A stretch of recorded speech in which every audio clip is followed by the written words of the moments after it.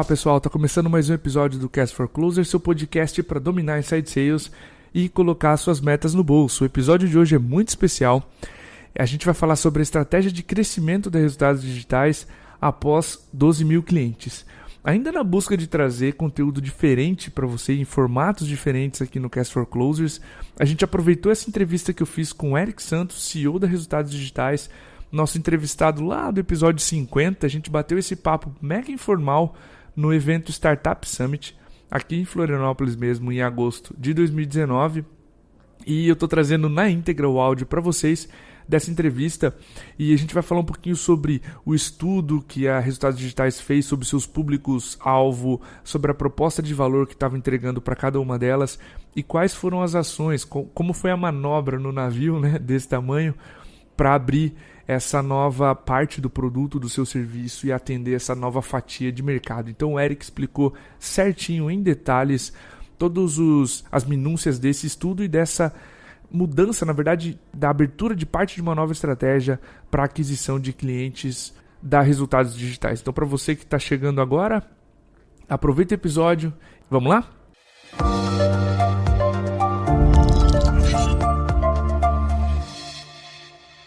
Esse é um painel que eu estou esperando há particularmente uns 2 meses, está na cabeça, girando, conversando com o próprio Eric sobre a dinâmica. A gente vai falar sobre um movimento que a RD fez decorrente de um estudo. Então eu vou pedir primeiro para o Eric se apresentar, vou conduzir a entrevista com ele. Eric, por favor, cara, se apresenta, conta um pouquinho da RD, da tua história também para o pessoal. Boa tarde, pessoal. Estão me ouvindo? Um pouco estranho falar aqui sem retorno. Bom, sou o Eric Santos, CEO da Resultados Digitais, mas sou empreendedor em tecnologia há quase 20 anos agora. Com a RD a gente está na estrada aí desde 2011 e estamos aí na luta, né? Fazendo bastante coisa aí nos últimos anos, né? Super feliz aí de ver um movimento como esse do Startup PC, que entre outras coisas acabou criando esse evento e está desse tamanho hoje aí. Super honrado de estar aqui fazendo parte também do evento. Show de bola. A gente acabou de receber uma notícia que a Resultados Digitais captou 200 milhões de reais, né? Parabéns. Eu lembro de um tweet que a gente não deve, assim como olhando um investimento de venture capital, a gente não deve parabenizar o padeiro por ter dinheiro para comprar os ingredientes, mas sim pela receita de sucesso que ele cria. Eu acho que parabéns pelo que vocês criaram e pela captação que está vindo aí. E, bom, primeiro, Eric, o tema desse painel é como manobrar um navio, a história de crescimento de vocês aos 12 mil clientes. E conhecendo o que aconteceu lá, a gente não gosta nem de usar o termo pivô, porque não é o que aconteceu de verdade ali, mas a ideia desse painel, pessoal, surgiu principalmente porque a gente acha que os primeiros movimentos da startup são ajusta, acha o público-alvo e cresce, acelera uma vez só. E vocês provaram que mesmo aos 12 mil clientes tem muita interação, eu preciso conhecer muito bem meu público-alvo e fazer as mudanças necessárias para continuar crescendo, evitar voo de galinha, evitar aquela série de problemas. Contextualiza para o pessoal que estudo foi esse, como é que era o contexto da RD e dá uma explicação inicial do que aconteceu, qual foi a mudança, os aprendizados do público-alvo para a gente começar do zero aqui, digamos, para quem não sabe da história.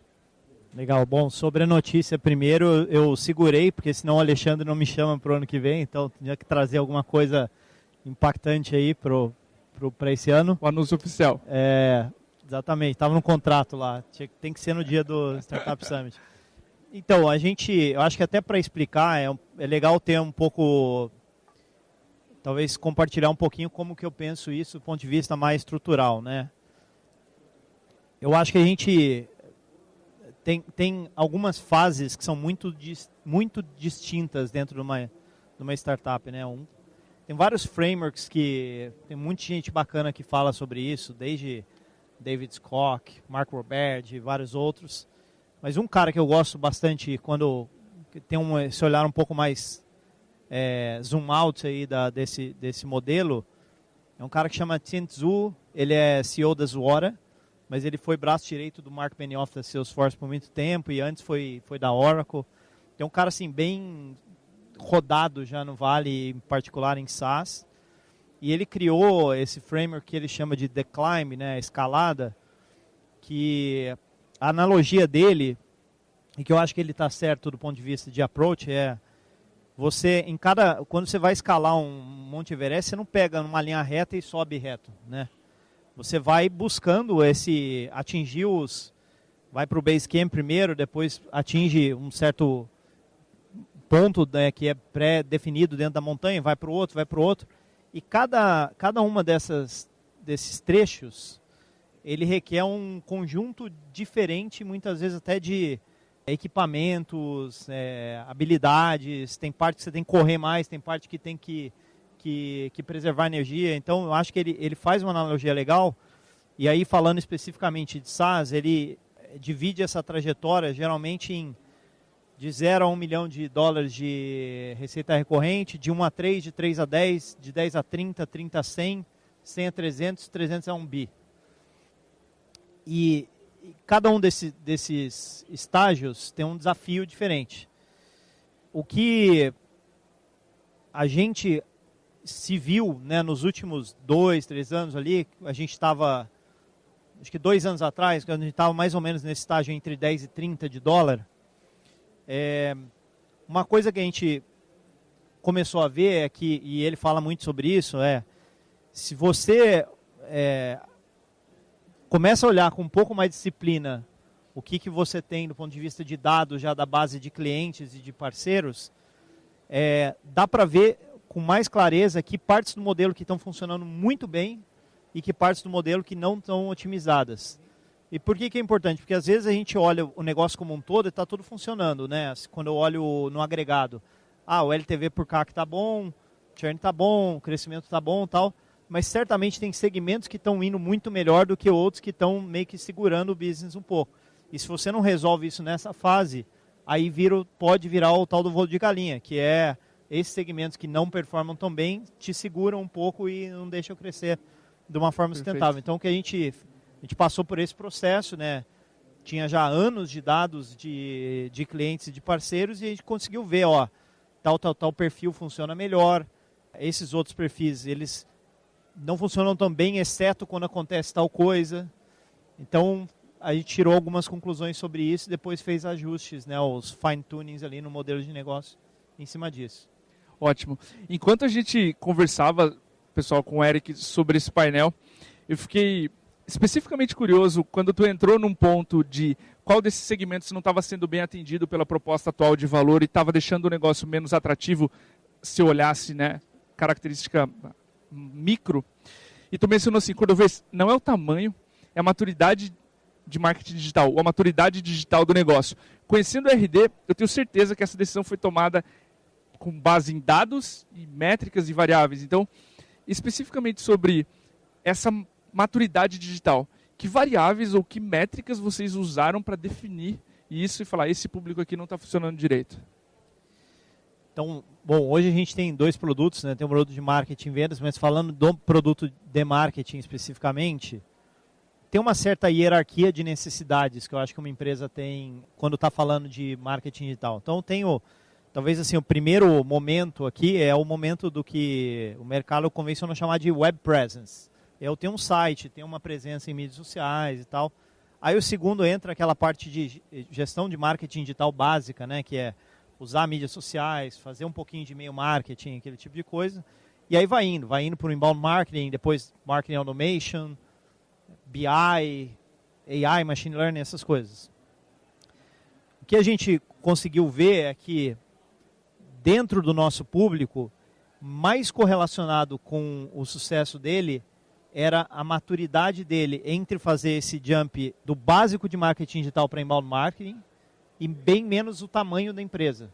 Então a gente viu, de novo, muito baseado em dado, empresas pequenas, microempreendedores, empreendedores individuais, que tinham uma maturidade grande e eles tinham uma tendência a ter um sucesso muito maior do que muitas vezes uma empresa que era de 100, 200 funcionários, mas que simplesmente estava com o site no ar, ainda não fazia o básico de marketing digital. Então, não é que não tinha espaço para servir essas empresas, o problema é que a oferta nossa ela estava casada com uma necessidade num nível superior dessa hierarquia, né? Ou nos níveis superiores, né, melhor dizendo. Então, o que a gente conseguiu fazer? A gente conseguiu ter uma noção mais clara de qual é a maturidade potencial desse cliente antes até de começar o engajamento conosco. E aí tem várias coisas, a gente usa algumas ferramentas para isso, tem vários proxies. Por exemplo, um dos proxies razoavelmente simples de pegar é a quantidade de tráfego que o site já tem antes de começar a trabalhar com a gente, isso a gente consegue fazer por crawler. Mas também tem um proxy meio qualitativo, bater o olho no site do cliente, nosso SDR, né, ele vai lá, olha e rapidinho ele já vê se tem maturidade ou não. E eu acho que isso é importante para o próprio cliente, porque ele não pode engajar num projeto que ele não está pronto ainda, necessariamente.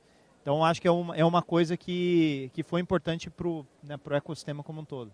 Com certeza. Por que eu trouxe essa pergunta, Eric? É muito fácil para nós que estamos aqui, startups, olhar e assumir que esse proxy é verdade.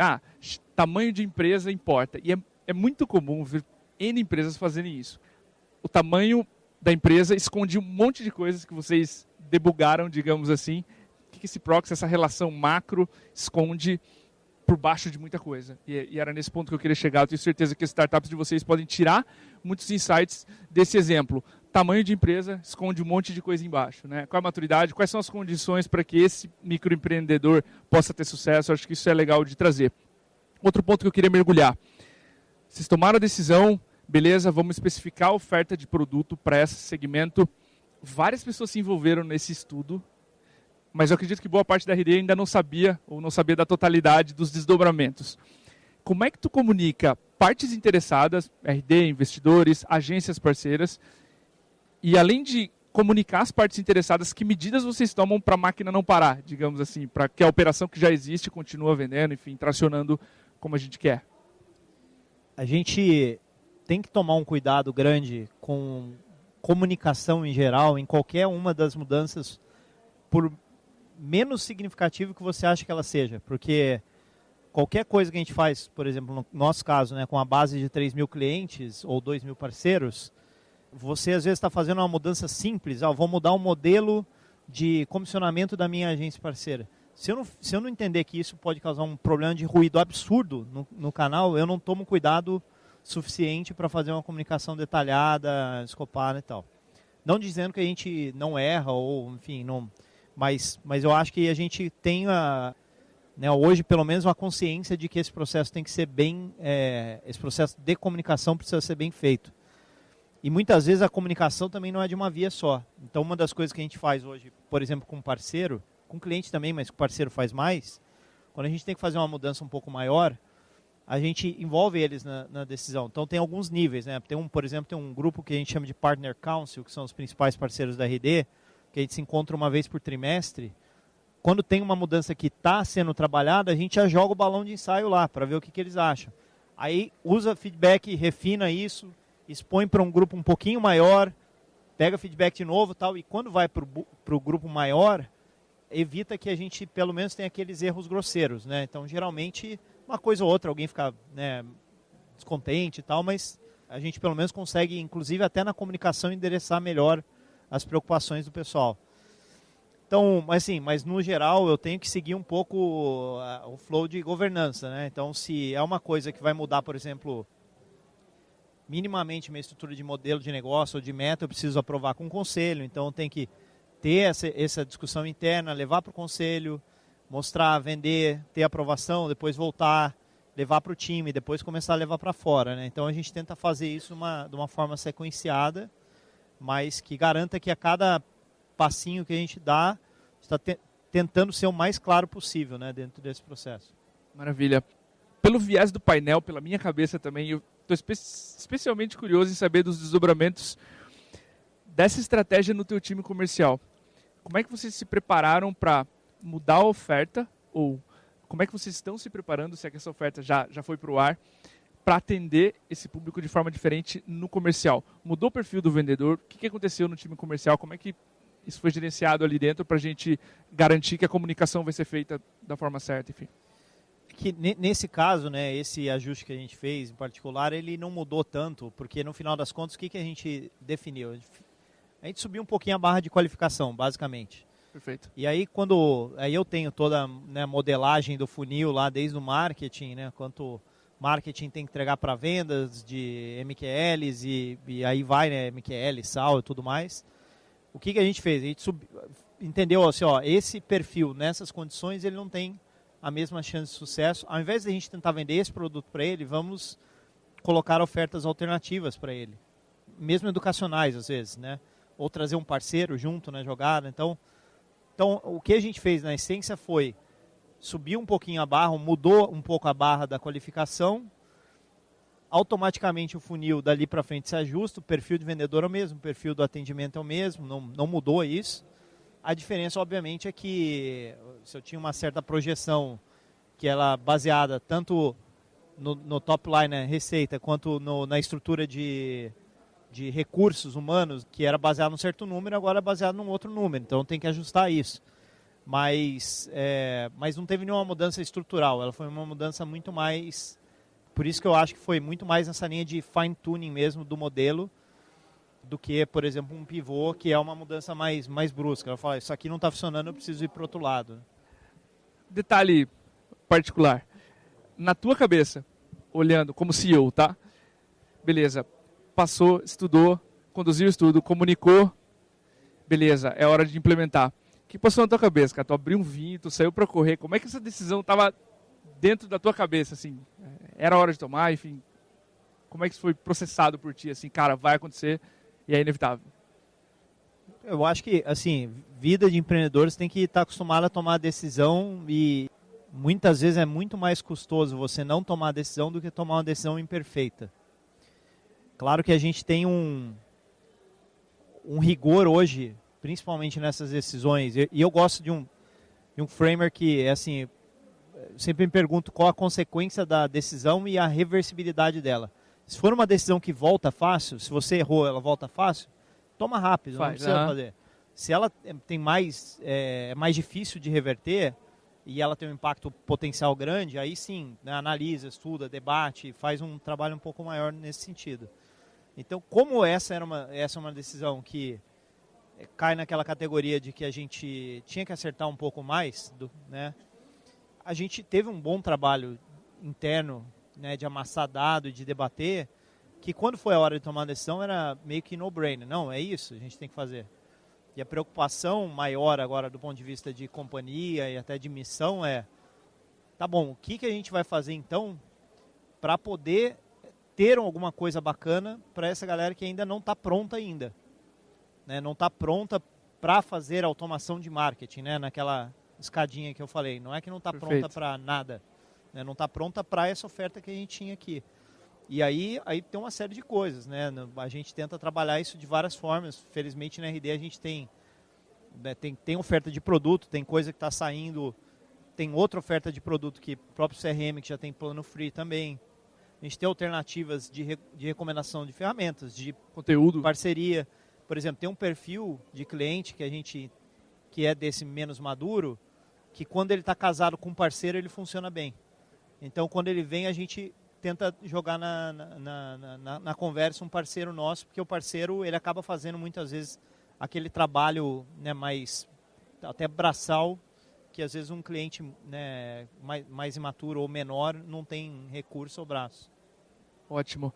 Enquanto a gente conversava e debatia o que a gente podia trazer, um dos itens que me preocupou também, que tu mencionou, é que quando a gente faz e a gente readequa essa proposta de valor para esse público que surgiu, a gente pode correr um risco de criar como se fossem duas empresas, ou uma pequena startup dentro da própria RD.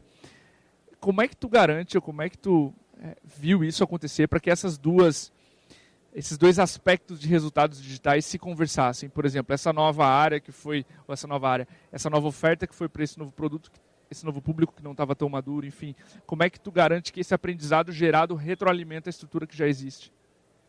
Então, acho que um dos desafios que a gente está passando, né, ou não sei se dá para dizer que passou, mas está passando organizacionalmente, é que a gente tem um lado da operação que é maduro, que busca eficiência, que busca crescimento dentro de uma alta previsibilidade. E tem várias partes da operação que são startups. Então tem a gente encara o CRM como startup, apesar de a gente ter adquirido a empresa, comparativamente ele é muito menor ainda que o nosso produto de marketing. A expansão internacional é uma startup, a RD University é uma startup, tem um monte de coisa que eu nem posso falar que são startups, né?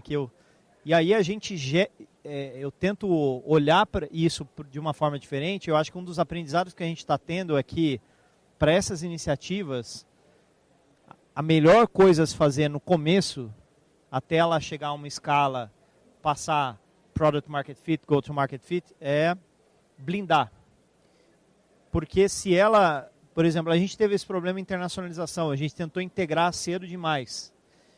E aí uma atrapalha a outra.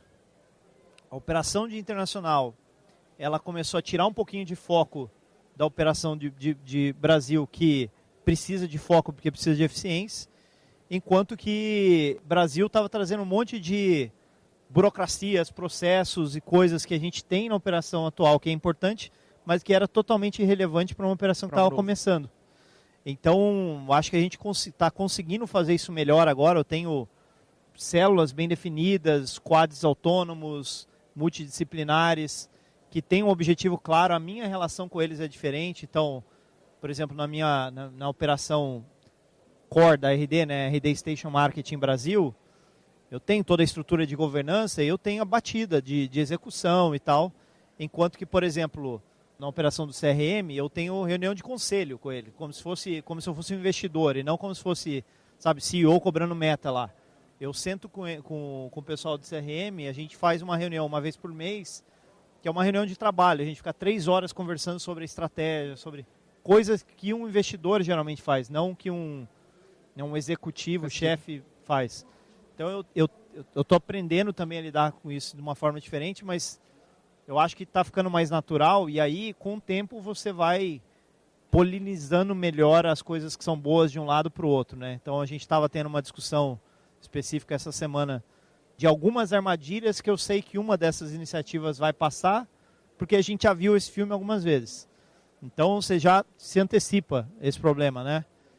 Em compensação, tem coisas boas que às vezes numa iniciativa mais startup a gente tem, que é inovação, pouco medo de errar, às vezes até um certo desrespeito às regras, né? O que eu vou falar não é nem uma das iniciativas grandes agora aqui, mas a gente fez um hackathon 2 meses atrás, que foi animal, né? Foi legal pra caramba e tal. E eu estava falando de um grupo lá que fez uma ideia muito legal. Eu falei, cara, se vocês fazem isso aqui... O cara pegou uma certa base de e-mail, mandou um e-mail lá que não tinha autorização para aquilo. Eu falei, você faz isso no meio da operação, você está botando a sua cabeça em risco. Mas aqui no Hackathon vale, entendeu? Então, eu acho que a startup, ela traz isso um pouco... Essas iniciativas startup trazem isso um pouco de volta também para a operação que está mais madura, né? mais focada na eficiência. Muito bom esse ponto do quanto elas se ajudam e se atrapalham. Eu quero tocar num ponto agora, específico que tu começou a mencionar. Tua agenda e o teu foco como CEO nessa mudança que a gente fez de público-alvo ou nessas pequenas startups que estão nascendo dentro da RD, ou já nasceram, CRM, internacionalização, etc. Como é que tu distribui a tua agenda e o teu foco como CEO dentro dessa mudança que aconteceu, dentro dessas microcélulas, digamos assim, ou micro-startups dentro da própria RD? Tempo é um desafio grande, né, cara? Mas como é que eu tento equilibrar isso, né? Eu acho que eu tenho, assim, uma série de compromissos que eu preciso para garantir que a máquina rode, né? Então, perfeito. Desde compromissos de governança, reunião, reporting para o conselho, coisas do meu time executivo, one-on-one com liderados, skip level one-on-ones, one-on-ones com os liderados deles. Então tem uma certa batidinha ali que eu preciso manter. E aí, o que eu tenho hoje com o meu time, né, o compromisso que eu tenho com eles é o seguinte, isso aqui eu garanto, isso aqui está tomado da minha agenda. Porém, tudo que está fora daqui não é de vocês, é minha agenda. Aí eu escolho como trabalhar. Às vezes é coisa com o meu time, às vezes, sei lá, eu estou com um desafio funil de vendas. Eu também tenho reunião de trabalho, de projeto com eles, mas às vezes é coisa de international, de CRM, enfim, de outras iniciativas. Então, o que eu tento fazer hoje, mais ou menos, é garantir que eu tenho um mínimo de compromissos de entrega de execução e meta, que é a minha responsabilidade como CEO, eu tenho que entregar resultado. Eu tenho um mínimo de compromisso com essas iniciativas que são formais, já declaradas da RD, como, por exemplo, expansão internacional, ainda que seja numa cadência um pouco diferente. E a partir daí é onde eu vou cheirando, ou eu vou, sei lá, às vezes até estou mais empolgado com aquilo lá, né? Eu acho que eu posso contribuir mais com aquilo, e aí eu vou escolhendo a agenda nesse sentido. Muito bom. Para a gente finalizar, Eric, eu estava lendo um post ontem de um blog de vendas que eu adoro, e o autor dizia assim: eu não dou conselhos para o meu eu de 20 anos atrás, porque todos os meus erros me trouxeram agora. Não sei se tu concorda com isso, mas se tivesse alguma coisa ou algum conselho que tu daria para si mesmo, vendo essa mudança acontecer, que a gente fez de mergulhar mais no público-alvo, tem algo que tu teria feito diferente? Eu não sei se é nessa linha, mas eu também, quando me perguntam isso, eu falo assim, bom, eu tenho que separar o que é uma decisão que eu tomei lá porque eu não tinha informação e hoje eu tenho informação, então é injusto eu comparar, né? De uma decisão que é, talvez, a maior experiência lá teria feito eu tomar uma decisão melhor. Então, eu acho que nesse aspecto específico aqui, a gente, quando está criando uma empresa, falando em particular de SaaS, mas eu acho que vale para todas, de tecnologia, eu acho que tem uma dicotomia interessante que tem que ser trabalhada no começo. De um lado, quanto mais foco você tiver, segmentar, botar um nicho, definir um foco bem claro, e isso eu acho que tem vindo muito ganho de frameworks como o do Mark Roberge, né, que a gente conversou, maior a chance de você achar Product Market Fit e a partir dali começar não só crescer naquele segmento que você já achou o modelo, quanto começar a expandir lateralmente devagar com o mesmo rigor metodológico. Então esse é um lado da equação. O outro lado é um monte de coisa que eu sei hoje sobre o que funciona e o que não funciona na RD, eu tive que fazer, testar e pegar dado. Então eu acho que a gente tem que, de certa forma, ter o rigor, eu acho importante. Então talvez o que eu diria para o Eric de 10 anos atrás, que de certa forma é o que a gente está fazendo agora nas iniciativas de startup, é começar com um foco mais definido, mais declarado, de persona, modelo de venda, modelo de serviço. Então, ter uma definição mais clara ali, mas, ao mesmo tempo, ter uma forma de testar coisas que vão além desse foco que está definido, para não se colocar numa caixinha muito pequena, que é uma caixinha que depois, legal, tem um puta modelo de negócio aqui, mas é para um mercado potencial de 30 clientes. Aí não adianta nada também. Você tem que ter uma forma um pouco metódica de ir testando essas adjacências e pegando dados para poder depois garantir que a oportunidade que está indo atrás ela é relevante e que vai te ajudar a criar uma empresa decente.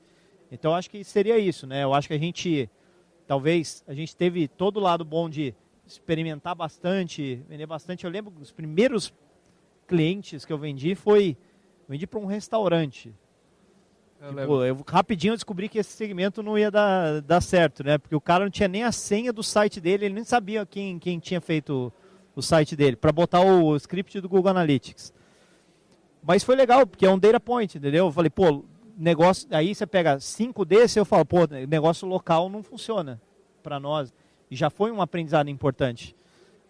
Por outro lado, eu acho que a gente poderia ter sido lá atrás um pouquinho mais metódico em, vamos nail this segment aqui, próximo. Talvez seja o aprendizado um pouco maior aí do processo. Show de bola. Pessoal, quero agradecer a presença do Eric aqui. Eu vou abrir para perguntas, a gente tem tempo para 2 perguntas no máximo, e aí a gente já vai começar o próximo painel. Beleza? Obrigado mais uma vez. Valeu. Obrigado, valeu. Dúvidas, curiosidades sobre esse movimento que a RD fez, o estudo de público-alvo, enfim, de personas, aproveitem. Opa, temos a primeira. Oi, Eric, tudo bem? Sobre essas startups e empresas que falou que estão todos dentro do chapéu da RD, a gente também passa por isso naturalmente, nossa empresa, etc., por exemplo, com novos modelos de negócio, etc., e queria saber como que você acerta, por exemplo, estrutura organizacional e etc. de cada uma desses novos modelos e etc. São tem pessoas interdisciplinares, modelos diferentes, tem que criar uma equipe totalmente nova, por exemplo, para essa parte de CRM e etc. Tem que fazer uma equipe totalmente nova para essa parte do médico. Como é que você pensa em relação a se misturar, se não misturar, como funciona? É uma empresa praticamente separada da outra? Como é que é isso? Tá. Bom, todo mundo escutou a pergunta, né? Bom, o que a gente tem hoje, assim, basicamente eu tenho a minha estrutura, vou dizer, corporativa da RD, se é que dá para chamar assim, né? Eu tenho aí as áreas de vendas, Customer Success, parceria, produto, engenharia, RH, finanças, etc. E aí a gente tem os squads dessas iniciativas. Geralmente o squad tem o líder. Então, no caso do CRM, por exemplo, o líder é o Luiz, que era o CEO da Plug, a empresa que a gente adquiriu.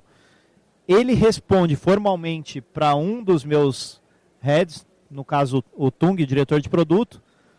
Porém, a relação que eu tenho com ele não é a mesma de que eu teria, por exemplo, com um liderado do Tung. É uma relação, como eu falei, mais de quase como se fosse de board member, assim. Então, a gente tem reuniões juntos, né? Então, eles operam com a dinâmica deles, em cima das metas que a gente acordou, dos recursos que a gente acordou entre eles. Mas a gente tem uma relação diferente, mais próxima do que eu teria, por exemplo, com um liderado normal, né, do Tung, nesse caso. Respondido? Show. Pessoal, mais uma pergunta e a gente encerra esse painel. Para que vai ser utilizado o novo aporte da Resultados Digitais? Será que a gente pode tocar nisso? Bom, a gente falou um pouco sobre isso hoje também, né? Mas basicamente, conceitualmente, o que a gente está olhando? Tem um mercado enorme para crescer no Brasil ainda, tem muito a fazer aqui. E aí tem toda a operação do RD, de uma certa forma, as iniciativas educacionais, tal, elas consomem um pouco de capital para crescer. Então tem uma parte que é dedicada a isso. Mas duas coisas em particular que a gente está explorando mais com essa rodada é: a gente vai tentar acelerar o processo de expansão internacional. Já são quase 2 anos aí de trabalho. Vários aprendizados, várias conquistas, várias coisas também que não deram certo, a gente teve que adaptar. Então a ideia é realmente terminar de provar o modelo e começar a acelerar isso, seja conseguindo a dominância em Colômbia e México, que a gente está um pouco mais à frente, e começando a replicar isso em outros lugares também, em outros países emergentes. E a parte de ecossistema e plataforma. Então, ecossistema e plataforma significa que a gente está abraçando um pouco mais o fato de que a gente conseguiu, com o tempo, criar, de certa forma, um ecossistema em volta da RD, não só dos parceiros de serviço, mas várias outras empresas de tecnologia que integram com a RD Station, ajudam a gente a entregar um serviço melhor para o nosso cliente, com coisas que a gente nunca vai fazer ou não tem interesse em fazer. E só que para isso a gente precisa investir mais em plataforma, em produto e também em iniciativas diferentes de, vou chamar de BizDev para esse ecossistema, mas também muito do que a gente quer fazer a partir de ter essas integrações e ter os 2 produtos que a gente já tem, que é usar esses dados de uma forma mais inteligente para entregar inteligência para o nosso cliente. Então a gente gera hoje 8 trilhões de dados por mês, somados todos os clientes da RD, e sabe que o mundo está, em particular o mundo do SaaS, está migrando muito para um mundo de ser muito data intensive, de usar AI, Machine Learning em cima do dado para gerar insights e automações que sejam relevantes. E a gente conta muito com esse trabalho de ecossistema para ir muito além do que são os nossos produtos de marketing e vendas hoje, para poder entregar valor para o cliente. Show de bola. Pessoal, é isso. Sempre uma aula. Obrigado novamente pelo painel, pelo teu tempo.